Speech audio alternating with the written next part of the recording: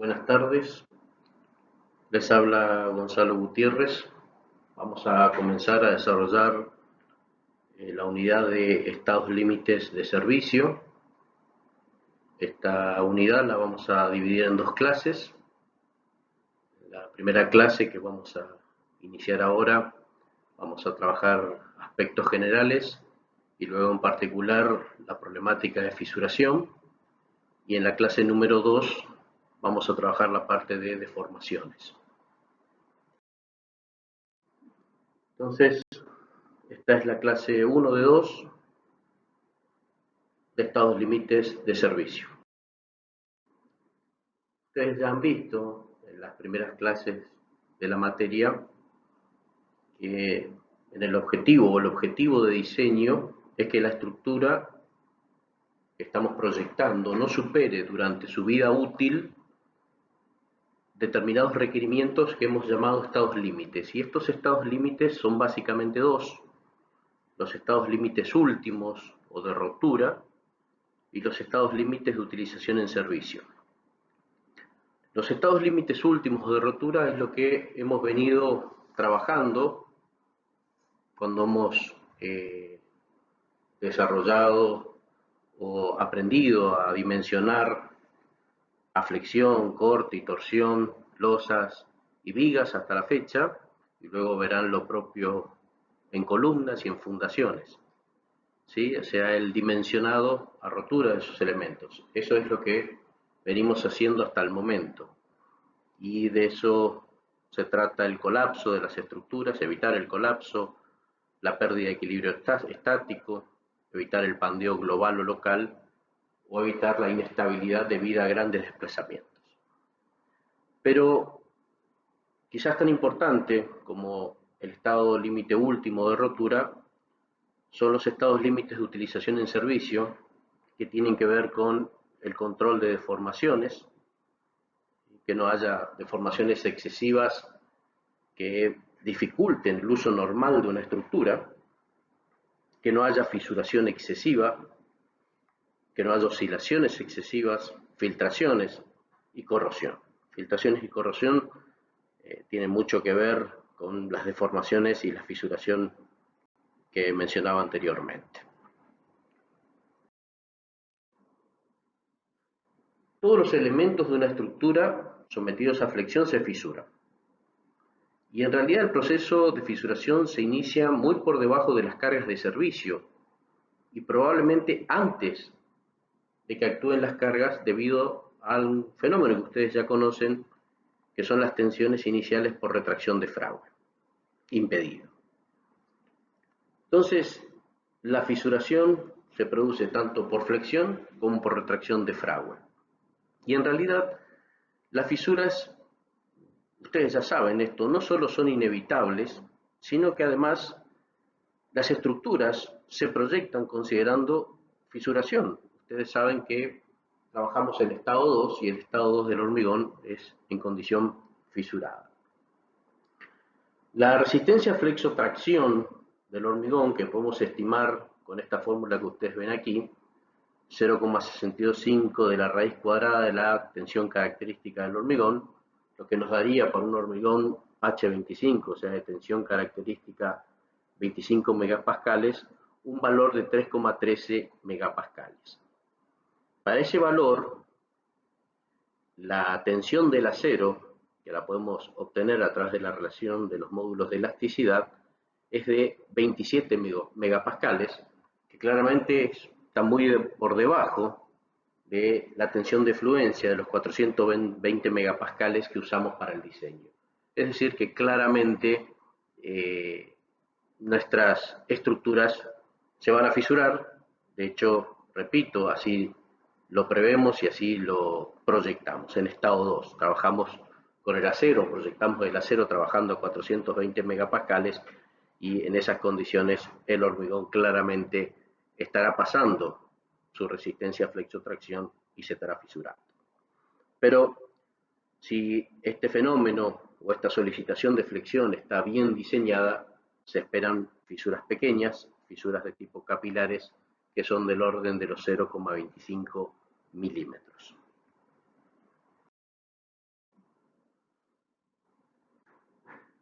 Hay tres motivos principales por los cuales es necesario limitar el ancho de las fisuras en el hormigón. La apariencia, o sea, cuestiones estéticas, la corrosión y la impermeabilidad. La apariencia es importante fundamentalmente en el caso de hormigón visto, donde el agrietamiento tiene un papel muy importante. En el caso de la corrosión, estamos buscando proteger las armaduras del fenómeno de corrosión, y una fisura claramente es una vía de ingreso de agentes que pueden producir corrosión. Entonces, desde el punto de vista de la corrosión es muy importante el control de las fisuras, ¿sí? Fundamentalmente del tamaño de las mismas. Pero se ha demostrado que para limitar el efecto, las medidas más efectivas están en la utilización de hormigones de mejor calidad y aumentando el espesor de recubrimiento de hormigón. En realidad, cuando uno aumenta el espesor de recubrimiento, las fisuras se hacen quizás más grandes y se separan más, que no es lo que estamos buscando, pero al mismo tiempo, mayor recubrimiento protege más a las armaduras para el fenómeno de corrosión. En las últimas disposiciones del ASI, del American Concrete Institute, que es, digamos, la norma a partir de la cual se generan las normas nacionales, no es la abertura de fisura el factor decisivo, ¿sí? Entonces, las disposiciones no se dirigen al control de agrietamiento limitando el ancho de esta, sino más bien a otras cuestiones que tienen que ver con lo que acabo de mencionar, con la calidad del hormigón, con el recubrimiento, y veremos también con la distribución de las armaduras. Entonces, si bien vamos a aprender a calcular el ancho, o a estimar más bien que calcular anchos de fisura, vamos a ir viendo que en realidad las disposiciones reglamentarias buscan controlar el fenómeno de fisuración con otros mecanismos, más que con el cálculo del ancho de la fisura. Y en el caso de la impermeabilidad, realmente cuando uno busca estructuras impermeables, ahí sí se requiere una severa limitación del ancho, ¿sí? Esto es para elementos que contengan líquidos o granos, por ejemplo, piletas, tanques, o sea, cualquier estructura de hormigón que ustedes puedan imaginar para contener líquidos y donde la impermeabilidad sea un factor decisivo. ¿Cuáles son las variables que afectan el ancho de fisuras? La conformación superficial de las barras de armaduras, esto también lo han visto al inicio de la materia. Claramente las barras conformadas o nervuradas colaboran por el aumento de la adherencia, colaboran en el control de fisuración, se logran fisuras más próximas y de menor espesor, que es lo que estamos buscando, y por el contrario las barras lisas propician separaciones mayores de fisuras y claramente o lógicamente mayores anchos. También la tensión de las armaduras, a menor tensión de las armaduras, menor problemática de fisuración. El recubrimiento, les repito, a mayor recubrimiento es probable que los anchos de fisura sean mayores y se separen más, pero al mismo tiempo se protege mejor a las armaduras frente al fenómeno de oxidación. Y finalmente la distribución de las armaduras. Siempre es preferible colocar mayor cantidad de hierros de menor diámetro que para una misma sección de armadura colocar menor cantidad de hierros de mayor diámetro.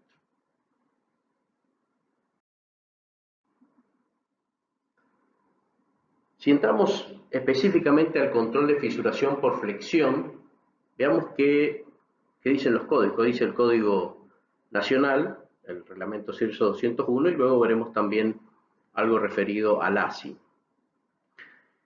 Debido a las pruebas de exposición, o debido a que las pruebas de exposición indican que la calidad del hormigón y la compactación adecuada del mismo, o sea, una buena colocación del hormigón en obra, y un recubrimiento apropiado son factores muy significativos para la protección de la armadura contra la corrosión, además del ancho de fisuras, el reglamento CIRSO 201, en lugar de establecer prescripciones directas sobre el ancho de fisuras, establecen, además de calidad de hormigón y recubrimientos para distintas situaciones, y además las exigencias de compactación, por supuesto, que también están indicadas en la norma, establecen especificaciones para la distribución de la armadura de flexión.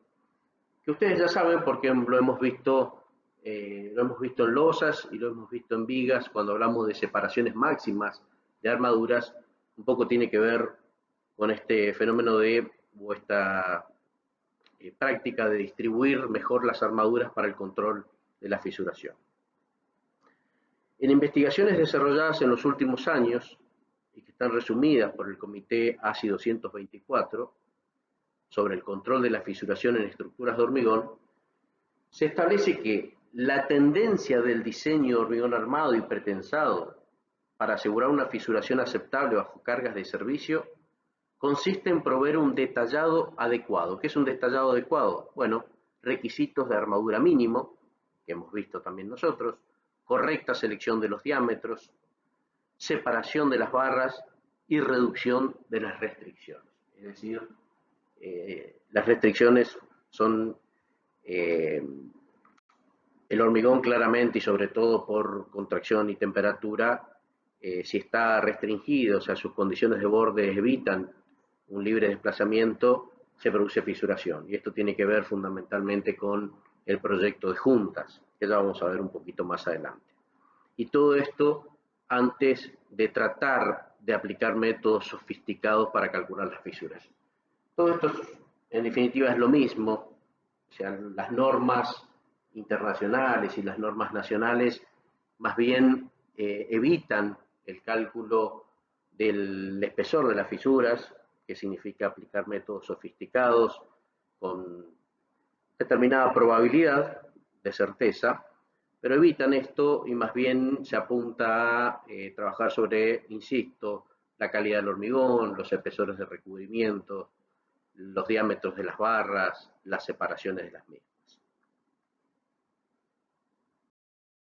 Fíjense, por ejemplo, ustedes esto ya lo conocen, esto está en el CIRSO 201, es la tabla 2.5, donde en función del tipo de exposición de la estructura se determina una calidad representada por la tensión característica, una calidad mínima de hormigón a emplear. También el código 201, el reglamento 201, en la tabla 771, esto también lo hemos visto en losas y en vigas y en el trabajo práctico del edificio, se indican los recubrimientos que deben adoptarse como mínimo para distintos elementos estructurales, para distintas situaciones de esos elementos estructurales y, por supuesto, para las distintas clases de exposición.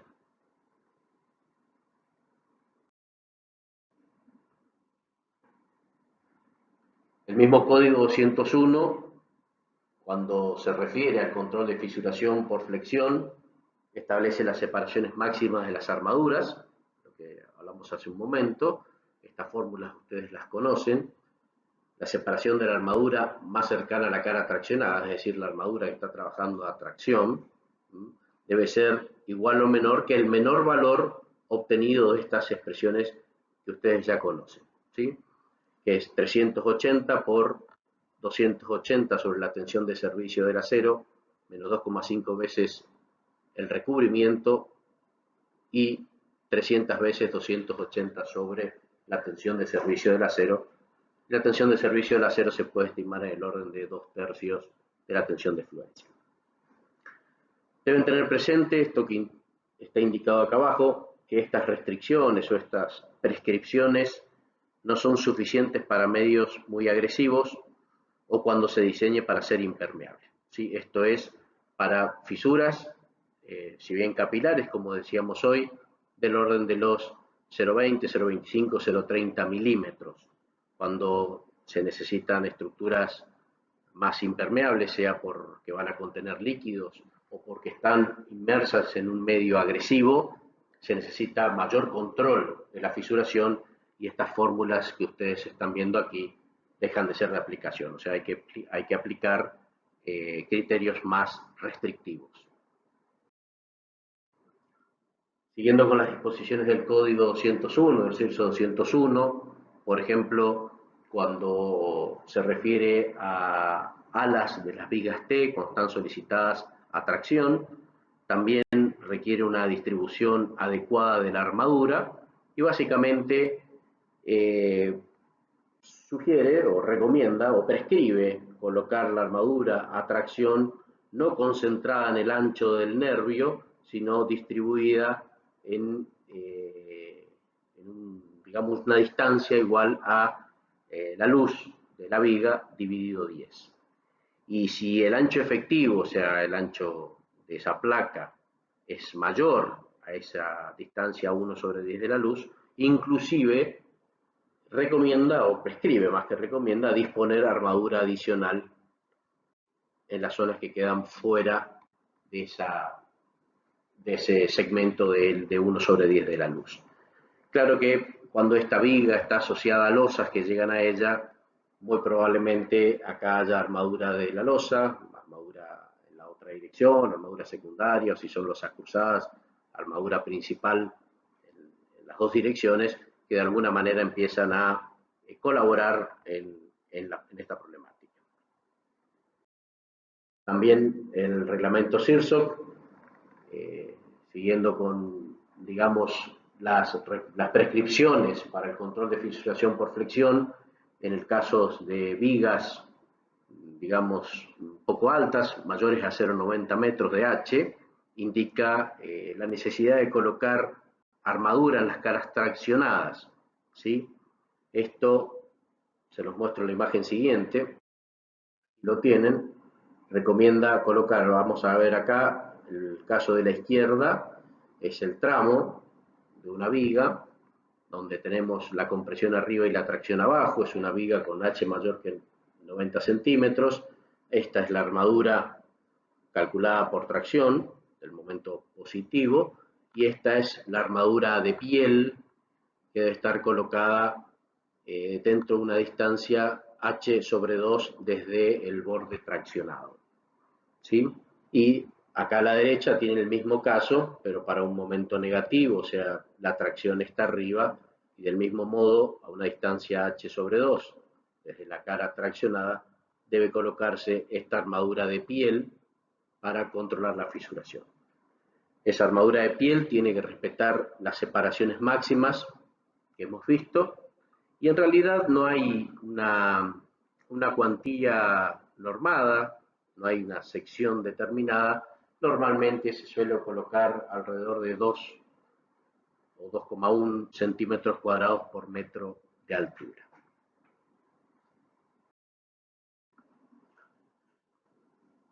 Si vamos al ancho de fisura, que insisto, no es la forma habitual, por lo menos en estructuras tradicionales, sí cuando buscamos estructuras impermeables o situaciones de agresividad, pero realmente la fisuración en el hormigón es un proceso aleatorio, altamente variable e influenciado por muchos factores. Entonces, no es sencillo estimar o pretender estimar un ancho de fisura. Los métodos para predecir este ancho se basan en observaciones experimentales y estiman el ancho máximo probable con una probabilidad del 90% de no ser excedido. Si bien, ya lo hemos dicho, la forma actual de garantizar el cumplimiento del estado límite de abertura de fisuras por flexión propio de los elementos de hormigón armado no parte directamente del cálculo del ancho, les voy a presentar un método para estimación de este ancho. ¿Para qué? Porque ayuda de alguna manera a comprender el comportamiento y además para ser usado en casos especiales como hablábamos hoy, cuando hay mayores restricciones en cuanto a durabilidad. La fórmula que se presenta es la fórmula propuesta por Jederle y Lutz, que dice que el ancho de fisura W es igual a 0,011 de un factor beta, que ya vamos a analizar, por la tensión de la armadura bajo cargas de servicio, o sea, la tensión de servicio, por D sub C por A, donde D sub C es el espesor de recubrimiento, no el espesor C sub C. Este es un recubrimiento medido al eje de la armadura más próxima a la cara traccionada, ya se los voy a mostrar, y A es el área de hormigón que rodea a una barra, ¿sí? Esto elevado a 1/3. Aquí vuelvo a repetir los factores que componen la fórmula. W es el ancho de fisura, beta, que nos había quedado pendiente, es la relación entre H2 y H1, donde H2 es la distancia del borde traccionado al eje neutro y H1 es la distancia del centroide de la armadura al eje neutro. Eso normalmente se puede adoptar un valor de 1,2 para vigas y 1,35 para losas. F sub S, repito, es la tensión en servicio de la armadura. D sub C es el espesor de recubrimiento, pero no el C sub C que venimos manejando, sino es la distancia del borde traccionado al eje de las armaduras más próximas a ese borde traccionado, aquí lo tienen indicado. Y A es el área de hormigón que rodea una barra. Entonces, si tenemos el hormigón o el área de concreto efectivo que está en la zona de tensión o de tracción, si esa sección de hormigón la dividimos por la cantidad de barras, vamos a tener el área de hormigón que rodea a cada una de ellas. Y bueno, si entramos o vamos por el lado de determinar un ancho de fisura, tenemos que compararlo con algo, y aquí hay un listado, una propuesta de anchos de fisuras tolerables en función de la exposición. Entonces, cuando para situaciones normales, cuando es aire seco o cuando está protegido con una membrana, se admiten fisuras de hasta 0,41 milímetros. Cuando hay situación de humedad, aire húmedo o suelo, que es la situación quizás más normal que la anterior de los edificios, porque los edificios no suelen estar con membranas protectoras, es de 0,3 milímetros. Cuando se emplean químicos para deshielo, 0,18 milímetros. Cuando es una estructura expuesta a agua de mar y rocío de agua de mar, o situaciones de humedecimiento y secado, empezamos a ser más restrictivos, hablamos de 0,15 milímetros. Y cuando buscamos estructuras impermeables, descartando conductos a presión, ese ancho de fisura baja, el valor tolerable baja a 0,10 milímetros. En condiciones normales y con las disposiciones normativas normales, nosotros vamos a lograr fisuras del orden de los 0,25, 0,30 milímetros, que son tolerables y adecuadas para las condiciones normales de los edificios. Cuando tenemos situaciones especiales y requerimos bajar el ancho de fisura, tendremos que tomar medidas diferentes o más restrictivas a las que figuran en las normas, o por lo menos en la norma argentina.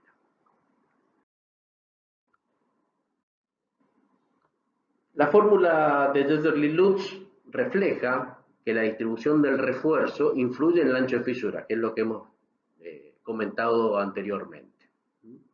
Y esto se ve reflejado en los parámetros D sub C y A. ¿Sí? Aquí D sub C, que es el recubrimiento, ese recubrimiento corregido, llamémosle, y A, que es el hormigón que rodea las barras, está demostrando que la distribución de las armaduras tiene incidencia en la fisuración o el ancho de fisura esperable. ¿Sí? Hay que tener cuidado, esta expresión no es aplicable a losas armadas en dos direcciones.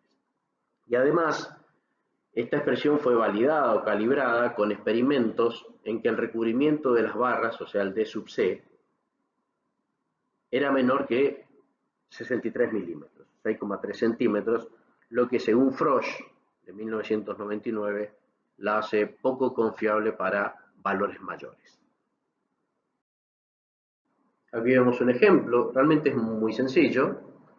Aquí tenemos una viga traccionada abajo, con armadura de 5 hierros del 12, el D sub C es de 32 milímetros, ¿sí? Podemos calcular la distancia al centroide, o sea, el valor de I, al centroide de las armaduras, va a ser ese 32 más 2/5, que es la relación entre, digamos, la cantidad de hierros que hay en segunda capa y los hierros totales, por la distancia entre los centros de las armaduras de las dos capas, y eso nos va a dar la ubicación del centroide de armaduras.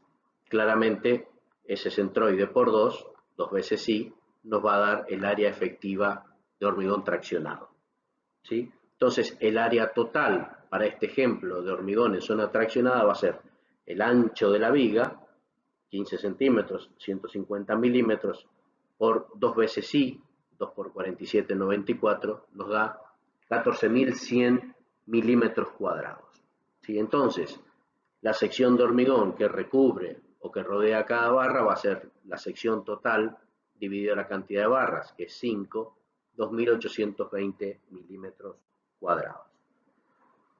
Tomando un beta para vigas, que era la relación H1 sobre H2 igual a 1,2, y tomando la tensión de servicio del acero igual a 2/3 de la tensión de fluencia, se aplica la fórmula, que ya no tiene mayores secretos, y da un valor de fisura o de ancho de fisura previsto de 0,165 milímetros. Esta es la forma, o una de las formas, de estimar el ancho de fisura en una viga traccionada, o en la parte traccionada claramente de una viga.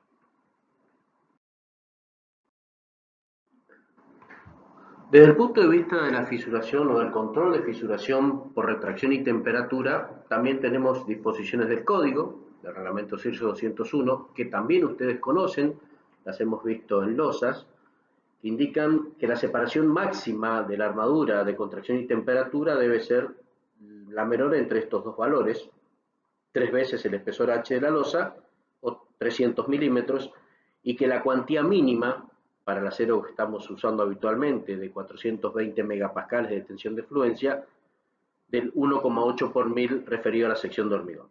Nuevamente, y del mismo modo que en flexión, estas restricciones no son suficientes para medios muy agresivos o cuando se diseñe para ser impermeable.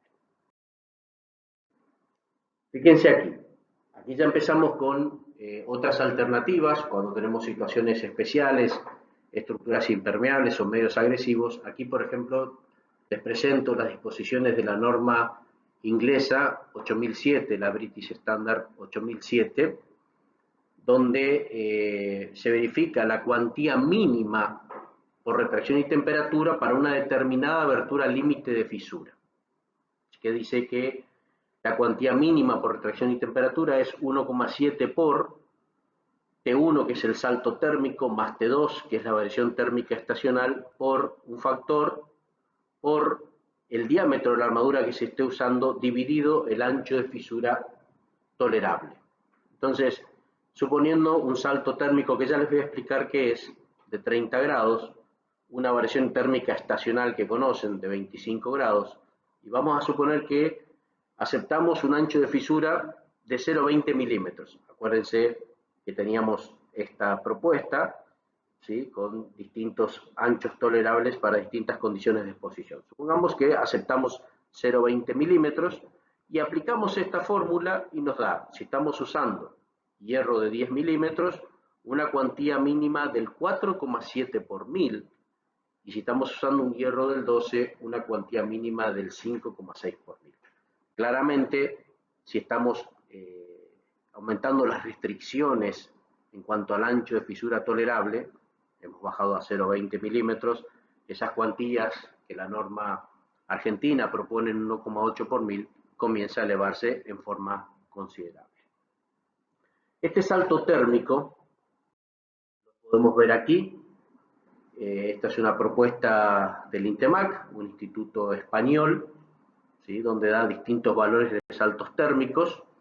Aquí lo tenemos, saltos térmicos para losas con encofrado metálico, aquí saltos térmicos para losas con encofrado de madera, y aquí saltos térmicos para losas hormigonadas sobre el terreno, distintos espesores y distintos valores de contenido de cemento por metro cúbico de hormigón.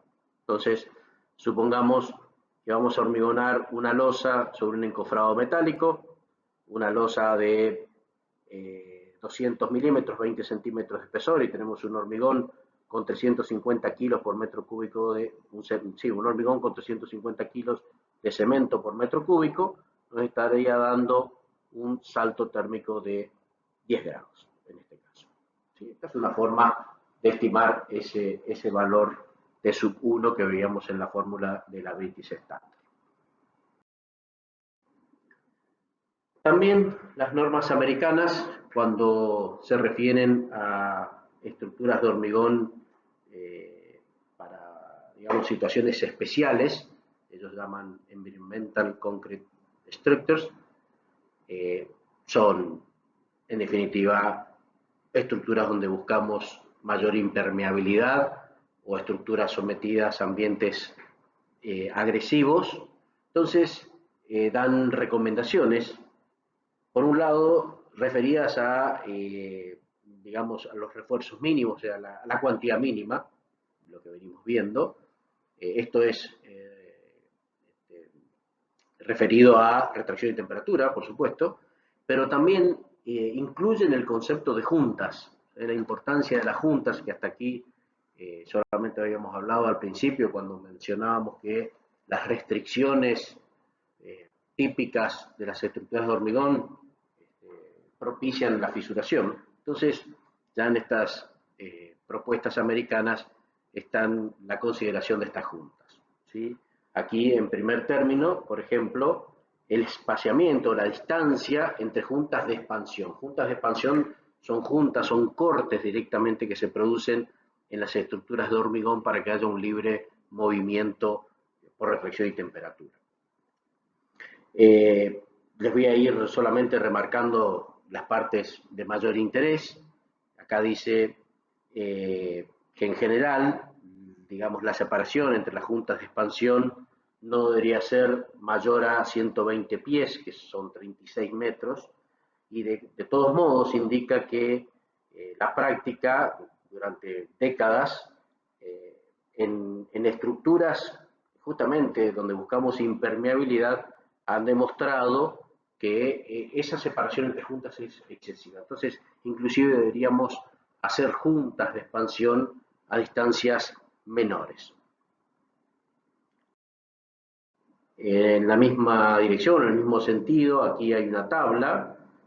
Todo esto está sacado de, digamos, una presentación técnica hecha por Edward Nagui, llamada Juntas en Construcciones de Hormigón.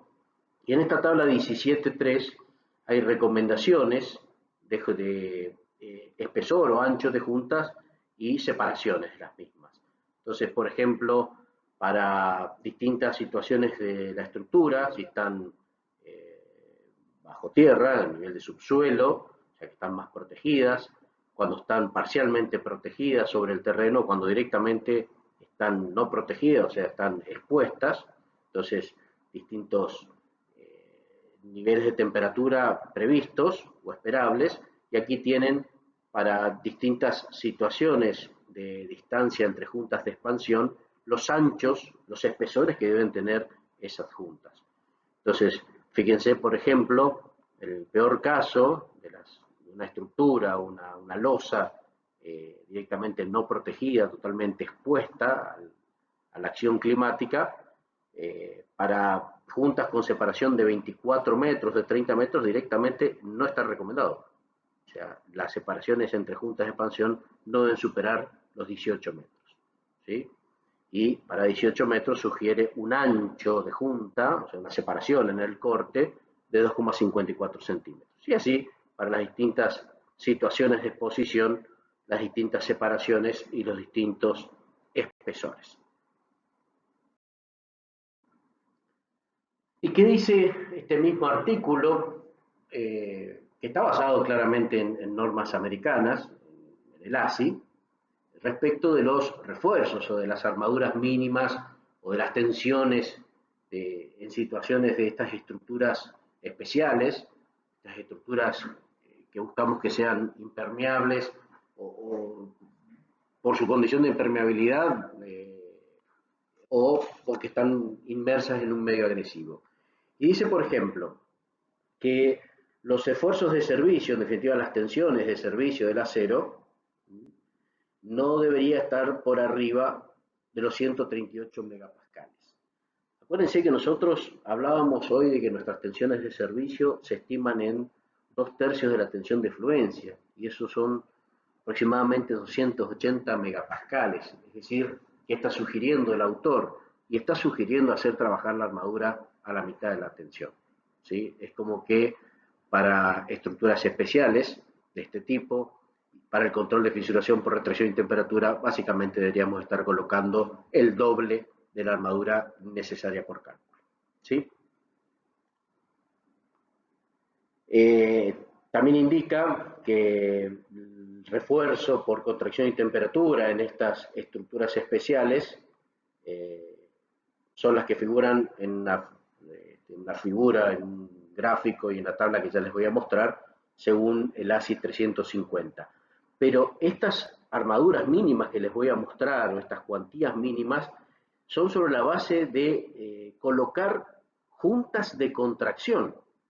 Es decir, no solo juntas de dilatación, que fueron las que vimos hoy, que estaban distanciadas primeramente cada 36 metros y luego, de acuerdo con la práctica, a menores distancias, sino que además tiene que haber juntas de contracción, que son juntas de menor entidad, pero que permiten una libre contracción, o sea, van reduciendo las restricciones.